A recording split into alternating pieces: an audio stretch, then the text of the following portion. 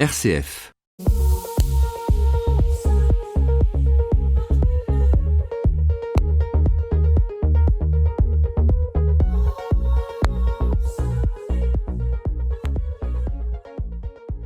Bonjour à toutes et à tous, nous nous retrouvons désormais comme chaque semaine pour ce nouveau rendez-vous avec l'association Normandie Welcome pour vous présenter la Normandie autrement à travers des rencontres positives et solidaires des acteurs économiques normands. Je suis Brendan Moto et aujourd'hui je reçois Sophie Champeau, présidente de l'association Sur les pas de Sceaux Normandie. Bonjour Sophie. Bonjour Brendan. Alors comment est née l'association et quels sont ses objectifs ? Alors l'association Sur les pas de Sceaux est née en 2015. Elle est née après avoir fait 300 km sur le chemin de Compostelle. Et l'idée m'est venue en rentrant de me dire que la Normandie pouvait être un très beau terrain de jeu pour la découvrir autrement à travers ces chemins et d'emmener tous ceux qui le souhaitent, qui souhaitent être un jour marcheurs solidaires, randonneurs solidaires, pour soutenir la recherche sur la santé.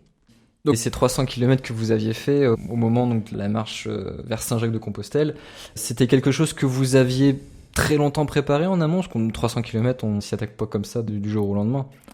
Oui, très longtemps, je dirais que j'ai bien mis 6 mois à me préparer, en marchant, en me levant très tôt, parce que je suis une matinale. Je me réveille souvent vers 5h, 5h30, je démarre ma journée. Et donc, au lever du jour, je prenais mes bâtons de marche et je parcourais pendant 1 heure. Je m'entraînais pendant 1 heure. Et puis, j'ai fait le choix aussi dans mon entraînement. J'avais demandé à mes enfants de m'acheter un sac à dos le plus petit possible et j'ai vraiment mis l'essentiel dedans. Donc, il était pas trop lourd à porter. Je suis partie toute seule, et donc j'avais vraiment pris l'essentiel et d'ailleurs on retrouve l'essentiel de ce sac à dos sur le guide du randonneur solidaire sur le site internet des Pas de Sceaux aujourd'hui. Combien de membres réguliers, on va dire, compte l'association aujourd'hui ? Alors, de membres réguliers, on va dire une petite dizaine. Des randonneurs, des gens qui aiment marcher. Et puis aussi, j'ai derrière moi mes enfants qui me soutiennent, qui sont à mes côtés, puisque ma fille est secrétaire de l'association. Mes fils m'ont beaucoup aidé aussi dans la réalisation du site internet, dans les visuels, dans la communication via les réseaux sociaux aussi. Donc, très important. Je suis une geek. Et vous êtes aussi donc parmi nous aujourd'hui pour faire partager votre gros projet qui se déroule du 19 au 25 mai. Oui, alors ce gros projet, c'est plus un projet, puisque ça y est, on est vraiment là à quelques jours du départ. Donc c'est la 3e édition. Cette 3e édition, elle va soutenir les travaux de recherche donc sur l'AVC, donc qui sont réalisés aujourd'hui par le professeur Touzé et son équipe, en Normandie, donc le professeur Touzé est donc responsable de l'unité neurovasculaire du CHU de Caen. Il est doyen de l'UFR Santé de l'université Caen Normandie et il a créé en 2017 donc un observatoire normand des AVC. Cet observatoire normand est une étude populationnelle qui permet de mesurer l'impact de l'AVC sur la population et d'obtenir des données exhaustives et représentatives sur le territoire normand afin d'améliorer la qualité, la prise en charge des patients et d'adapter la politique de santé. Donc, ce qui va être pertinent dans cette semaine de randonnée, c'est justement de permettre à toutes les personnes, qu'elles soient concernées ou pas concernées, de mieux appréhender la maladie déjà, de savoir comment se préserver. L'AVC, c'est la 2e cause de mortalité, la 2e cause de démence après la maladie d'Alzheimer et la 1re cause de handicap acquis chez l'adulte.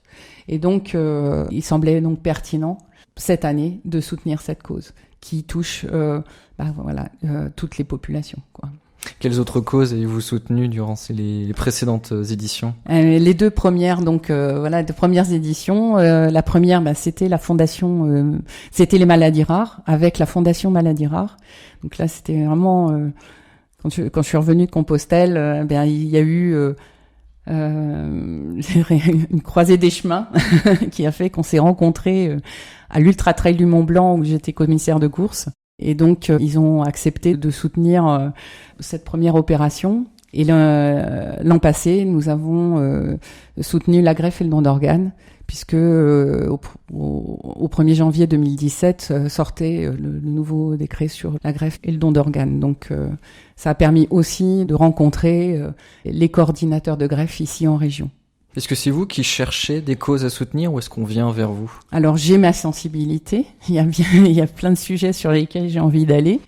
Après, c'est vrai que il faut que ça ait du sens et il faut aussi que je puisse avoir à mes côtés les chercheurs qui puissent être qui puissent avoir du temps aussi y voir un intérêt, et ce qui fut le cas donc avec professeur Touzé et puis Audrey Barbedette aujourd'hui, qui est docteur référent pour moi, avec qui je suis en contact permanent, quoi. Parlez-nous un peu plus précisément donc des événements qui vont se dérouler durant votre marche solidaire du 19 au 25 mai.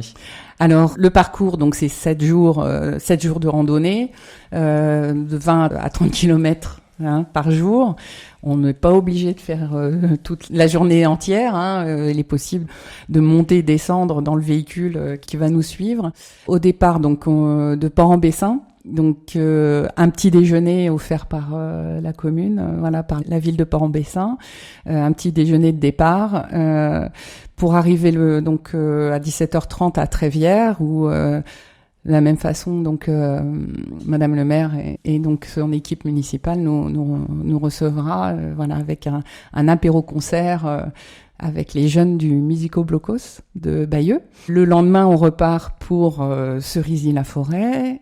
Ensuite, Condé-sur-Vire, Pont-Farcy, Vire. Vire-Condé, on fera pas ça à pied, on va y aller avec notre véhicule. Et au départ de Condé-sur-Noireau pour aller jusqu'à Thury-Harcourt, où le soir, à l'arrivée de Thury-Harcourt, on aura un dîner-conférence où on invite tous les partenaires et puis les randonneurs de cette journée. Et le dernier jour, le vendredi, nous arriverons donc au Palais Ducal à Caen, reçus donc à l'hôtel de ville. Voilà. Donc la ville de Caen soutient le projet, mais pas seulement. Oui, alors la ville de Caen soutient le projet depuis la création des PATSO, mais pas seulement. On a des partenaires fidèles. Donc on a l'association des Amis de Jean Bosco, qui avec le groupe Convivio cette année, qui est un groupe d'insertion par l'emploi, donc et les jeunes de l'association donc des Amis de Jean Bosco nous préparera les repas et va nous livrer les repas donc les soirs de randonnée chaque soir pour ceux qui repartent le lendemain matin. Autre partenaire, entreprise régionale Kiplé, qui nous fait nos t-shirts de bénévoles chaque année, voilà. Imprimalogue, qui est notre imprimeur donc qui est basé dans l'Eure et qui nous soutient également depuis le début de l'année pour tous nos supports de communication. À la FNAC, on aura un stand samedi prochain, et puis ils nous soutiennent pour pouvoir justement faire notre album photo et nos visuels sur la semaine.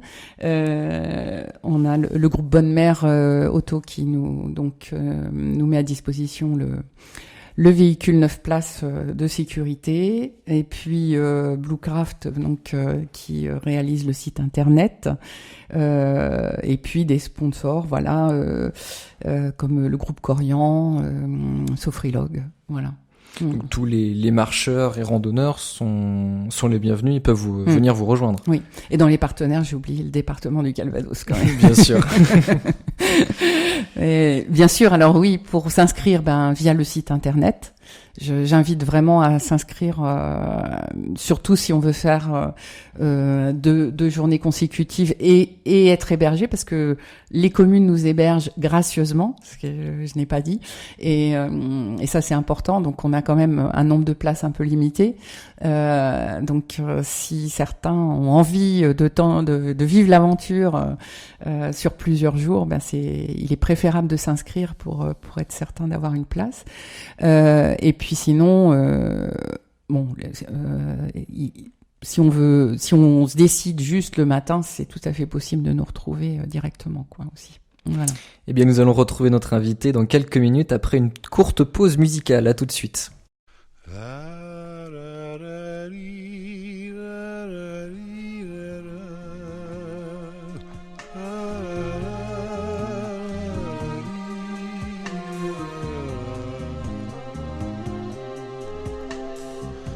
RCF. Nous sommes à nouveau avec Sophie Champeau, présidente de l'association Sur les pas de Sceaux Normandie. Alors Sophie, vous faites partie des ambassadeurs de Normandie Welcome à titre personnel. Comment avez-vous connu l'association et qu'est-ce qui vous a plu ? Alors, comment j'ai connu l'association ?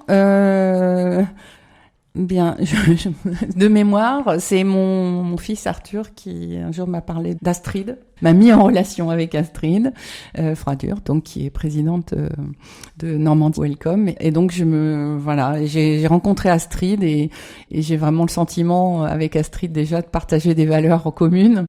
Et donc forcément, pour moi, ça tombait sous le sens parce que j'ai un attachement à la Normandie, même si j'y suis pas née, mais j'y suis arrivée quand même très jeune. Et donc, ayant habité dans l'Orne, dans le Calvados, dans la Manche, ayant aussi été ambassadrice de la Basse-Normandie pour la Haute-Normandie, donc pour des réseaux, pour des réseaux d'employeurs avec lesquels je travaillais, ça avait vraiment tout son sens. Qu'est-ce que c'est pour vous être ambassadeur d'une association ? Être ambassadeur d'une association, une association, c'est un engagement. C'est la volonté de donner de son temps pour des causes dans lesquelles on croit, pour des enjeux dans lesquels on croit. Moi, ça fait longtemps que je suis convaincue qu'on a des pépites en Normandie sur bien des domaines. J'ai eu l'occasion, à titre professionnel, de valoriser certaines pépites aussi, d'être sollicitée pour le faire. Et je pense que c'est important qu'une association comme Normandie Welcome soit reconnue en tant que telle. Moi, j'ai le plaisir. Je vis la mienne, je vis mon association je pense de la même façon. C'est que on a un peu un esprit, on parle beaucoup de leadership en ce moment. Voilà, c'est d'avoir cette capacité au travers de l'association, c'est pas forcément nous individuellement de se mettre en avant, mais c'est plutôt de valoriser les gens qui y sont, quoi. Normandie Welcome pour donc, vous. Les gens qui vivent en Normandie. Oui, totalement, bien sûr. Donc Normandie Welcome, en fait, pour vous, qu'est-ce qu'elle est en fait véritablement à part le titre d'association ? Est-ce qu'il y a des valeurs que vous partagez avec l'association qui sont vraiment importantes pour vous ? Oui, il y a déjà son mode de fonctionnement, son organisation, cette jeunesse là qui vit. Moi, je trouve que c'est très riche, voilà, de pouvoir interagir comme ça, et donc je pense que au niveau de l'association Normandie Welcome, il y a cette vraie richesse, puis ça permet à cette jeunesse de prendre un élan, et puis de valoriser, d'avoir une bonne connaissance aussi de ce qui se passe en région pour pouvoir mieux le véhiculer. Et puis donc ça je crois vraiment à ça. Je pense que c'est extrêmement important et là-dessus je me retrouve complètement. Et puis dans les valeurs, moi, je crois que je l'ai dit tout à l'heure, c'est d'avoir une capacité d'emmener ces entreprises, de fédérer. De fédérer, exactement, de fédérer. Ouais, c'est ça. Eh bien, nous allons retrouver notre invité après une dernière pause musicale. À tout de suite.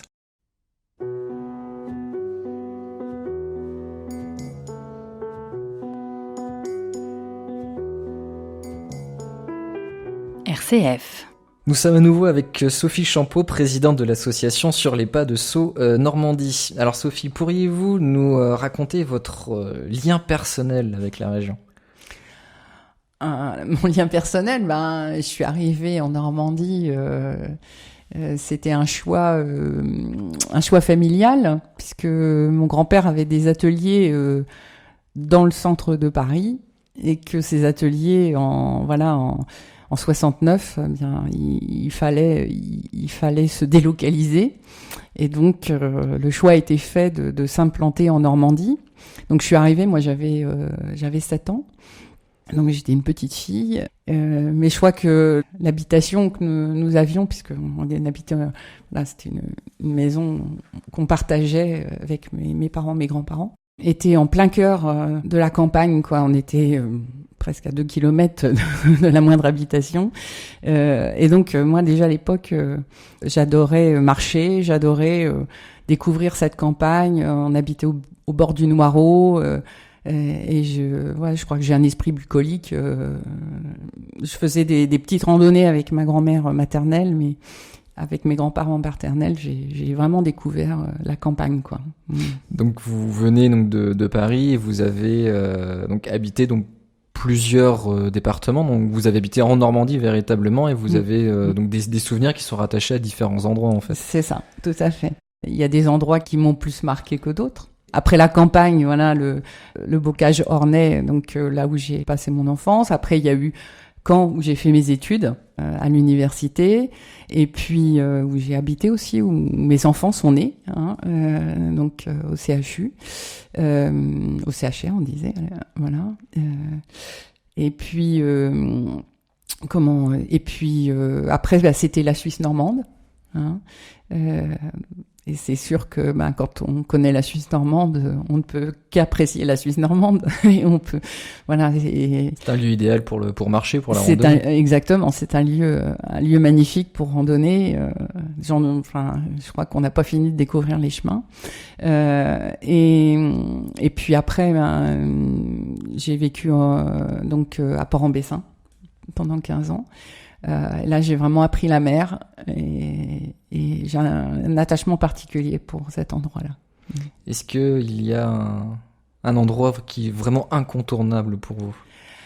Aujourd'hui, il y a un endroit qui me tient vraiment à cœur parce que c'est là où je dirais où j'ai fructifié, je dirais, les pas de Sceaux. C'est l'Arbre de la Liberté à Bayeux. Quand j'allais pas trop bien, j'allais m'asseoir et je regardais cet arbre. Je pense que les arbres donnent une force incommensurable.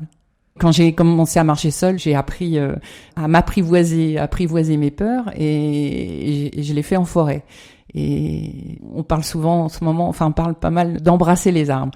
Alors embrasser l'arbre de la liberté, c'est pas facile, et pas les brasser loin. Mais voilà, c'est un endroit que j'aime beaucoup. Et les pauses musicales donc que vous nous avez fait écouter ont aussi un impact pour vous, ce n'est pas anodin. Oui, alors oui, j'avais choisi Les Roses de Picardie, interprétée par Yves Montand, parce que c'est une chanson que je chante seule quand je marche. Et oui, elle me vient spontanément. Je peux pas dire pourquoi, c'est comme ça. Et donc voilà, je la chantonne régulièrement. Et puis l'autre, c'est La vie Théodore d'Alain Souchon. Et il y a qu'à l'écouter pour savoir qu'elle peut avoir beaucoup de sens, quoi, quand on randonne. La Normandie de demain, vous l'imaginez comment ? La Normandie de demain, je l'imagine jeune. Je l'imagine beaucoup plus ouverte qu'elle n'a été, beaucoup plus rayonnante. C'est pas du tout un jugement de valeur, mais je pense que il y a peut-être une culture en Normandie qui a été peut-être de se renfermer un peu, peut-être plus sur soi. Je sais pas. Alors, je suis pas normande, hein, c'est vraiment aussi mon une impression que vous aviez. Voilà, mon impression à moi. C'est vraiment un très beau territoire qui a énormément d'atouts et notamment au niveau patrimoine paysager. C'est fantastique les différences qu'il y a quand on va entre le Cotentin et j'ai pas parlé de la Manche tout à l'heure parce que j'ai habité un petit peu dans la Manche, mais c'est vrai que tout ça, c'est tellement magnifique, quoi. Eh bien, nous vous remercions, Sophie Champeau, de nous avoir fait découvrir votre Normandie. Rappelons que toutes nos rencontres sont là pour valoriser la diversité de notre savoir-vivre et notre savoir-faire normand. Continuons à cultiver ces relations positives et nous aurons donc le plaisir de vous retrouver la semaine prochaine avec un nouvel invité. Merci à vous. Merci.